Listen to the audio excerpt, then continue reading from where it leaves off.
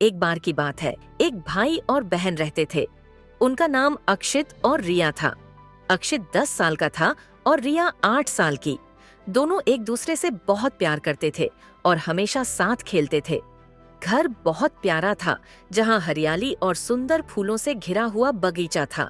एक दिन जब उनके माता पिता काम पर गए हुए थे, अक्षित और रिया ने तय किया कि वे घर में एक मजेदार खेल खेलेंगे। अक्षित ने रिया से कहा, क्या तुम मेरी मदद करोगी? हमें घर के अंदर एक खोजी खेल खेलना चाहिए।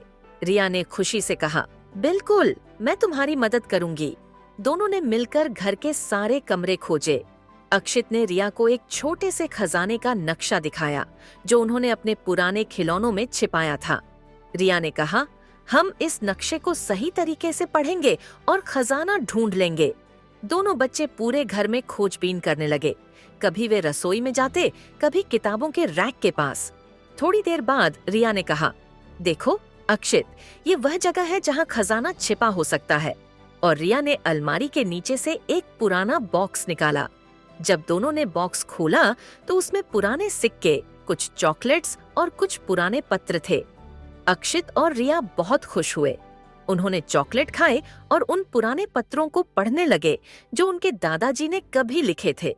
अचानक रिया ने कहा, देखो अक्षित, दादाजी ने लिखा है कि सच्ची खुशी दूसरों के साथ समय बिताने में है। यह तो बहुत अच्छा संदेश है। अक्षित ने मुस्कुराते हुए कहा, हाँ रिया, हम दोनों के पास सबसे बड़ा खजाना यही है, एक दूसरे के साथ बिताया हुआ समय और प्यार। उस दिन अक्षित और रिया ने पूरे दिन मस्ती की। वे एक दूसरे के साथ खुश थे और अपने घर में बिताए गए समय को हमेशा याद रखेंगे।